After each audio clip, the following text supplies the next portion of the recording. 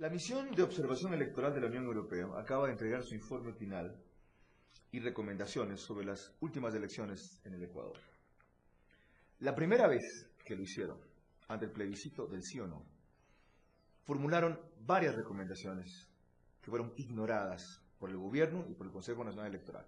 La principal, que haya silencio electoral en el periodo de campaña, en los 45 días, expresado básicamente en que ninguna entidad pública, no solo gubernamental, puede ser municipio, puede ser prefectura, haga publicidad no solo de su campaña, sino de su obra, que abona en beneficio de la tesis electoral que esgriman. No se la hizo. También advirtieron sobre la utilización de los recursos del Estado por parte del gobierno y otros funcionarios públicos en actos claramente proselitistas y de campaña. No se los acataron. En ese entonces, yo concurrí a la invitación de los observadores el día anterior, el sábado previo al plebiscito del sí o no, a exponerles mis preocupaciones por invitación de ellos. Y les dije, ¿ustedes a qué vienen a esta hora? ¿Ustedes qué hacen aquí? Cuando ya todo está oleado y sacramentado. Van a observar lo menos irregular, que es la votación. Porque todas las reglas ya fueron acomodadas y cambiadas ad hoc, o violadas como le dio la gana al Ejecutivo, para promover su versión de Constitución, que además tiene claros rasgos de legitimidad en múltiples aspectos. ¿A qué vienen ustedes aquí? Entonces dijeron, bueno, nuestra misión es observar, llegamos recién hace 2 semanas. Esta vez vinieron casi 2 meses antes y se van más de 1 mes después. Y el resultado es igual. Lo que han observado no sirve para nada. ¿Ya?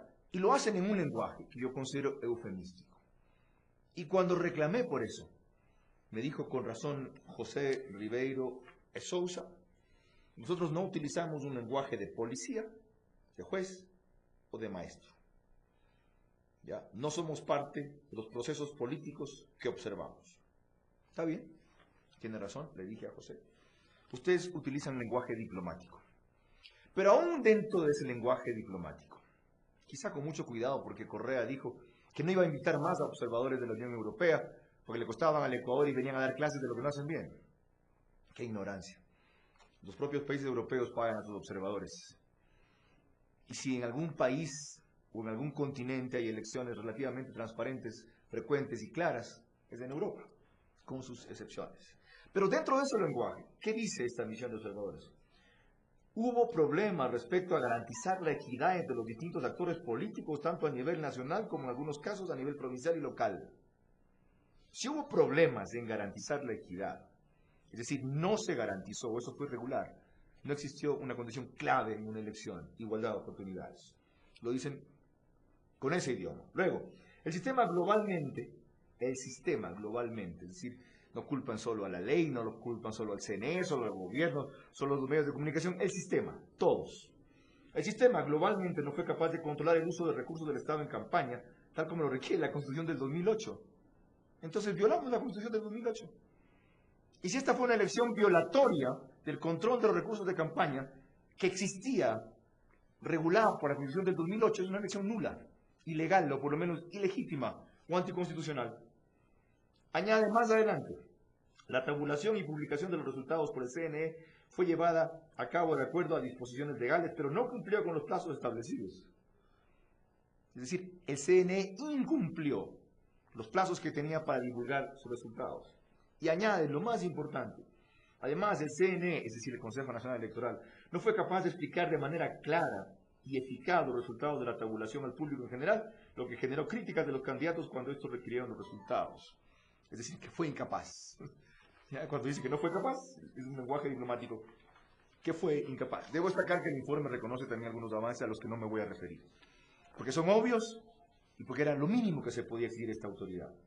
Destaca también, en cuanto a las recomendaciones, que es vital que se tomen medidas administrativas en casos de violaciones de la normativa, que haya capacitación adecuada de todo el personal electoral en cuanto al cumplimiento de las actas, que el CNE debería también reducir los plazos específicos y reales para el anuncio de los resultados, que el CNE debería también reducir sustancialmente el número de actas inconsistentes. Con respecto a las infracciones electorales, deberían establecerse procedimientos más adecuados. Y más adelante, pide algo que no es necesario, con lo cual no coincide. Definir exactamente lo que se considera como campaña. Y las autoridades pertinentes deberían sancionar adecuadamente las infracciones de la normativa. Está definido. consten varias regulaciones legales. Campaña es todo acto público que contribuye al beneficio electoral de un actor o candidato. Aquí hubo campaña, solo para mencionar 2 casos de anticipados antes de su tiempo, y no referirme solo al gobierno, que nadie fue capaz de regular. Dalo por hecho, decía una valla en la vía Guayaquil-Saline, y todo el mundo sabía qué candidato beneficiaba. Y Ricaurte habló de que Quito vive por todas partes con su color rosado antes de que comience formalmente el periodo de campaña electoral. ¿Qué hicieron ahí? Nada. Esto está definido, lo que hay es que aplicar la ley. Y para aplicar la ley, no hay que elegir a 4 de 5 miembros del CNE comprometidos con el gobierno. 2 de ellos puestos como señuelos de las minorías para que se cause una buena imagen, una indígena y una afroecuatoriana aquí. Uy, qué pluralistas, ¿no? Esas mujeres son muy valiosas, pero ese tema no saben absolutamente nada. El único experto en la materia era Fausto Camacho, un conocedor lejano, Omar Simón, y una persona ajena a esos avatares, aunque cívico en su comportamiento, Carlos Cortés. 4 de 5 favorables al gobierno. Salimos de un CNE de la partidocracia para caer en un CNE de un solo partido. Eso es lo que había que corregir. Y jamás fueron capaces de impedir el proselitismo que usó el gobierno en sus cadenas, en sus intervenciones de los sábados, en el uso de recursos del Estado, que significaban que el presidente pueda recorrer 4 provincias en un mismo día, mientras a Marta Rondón le tocaba esperar 7 horas para llegar a Loja. El presidente fue 4 veces en 2 meses a Pujilí, y así le pudo ganar a un candidato que tenía 68% de preferencia y luego terminó perdiendo las elecciones. Yo creo que este informe, dentro de lo tibio que es, dentro de lo diplomático que es, dentro de lo mesurado que es, dentro de lo eufemístico que es gravísimo y es vergonzoso respecto al estado de las elecciones en el Ecuador. Eso no significa que quienes tuvieron victorias amplias las hayan tenido cuestionablemente. Por ejemplo, Barrera en Quito, por ejemplo, Nebot en Guayaquil, por ejemplo, Correa en el país. Pero sí que, especialmente en el caso de los candidatos oficiales favorecidos directa e indirectamente por este proceso electoral, su victoria en muchos casos no fue lo amplia que algunos creen. Y en otros casos fue acomodada, como el caso de un asambleísta en Guayas que hasta un día figuraba en la página web, de repente salió y fue reemplazado por un asambleísta del país. ¿Y por qué no reclamó Madera de Guerrero? ¿Y por qué no reclamó el Partido Secretario Perjudicado? Ellos también están en el enjuague, porque se han hecho cambios y concesiones. No me quitas a este, pues no protesto con lo otro. Si ya están todos en la misma vieja práctica política.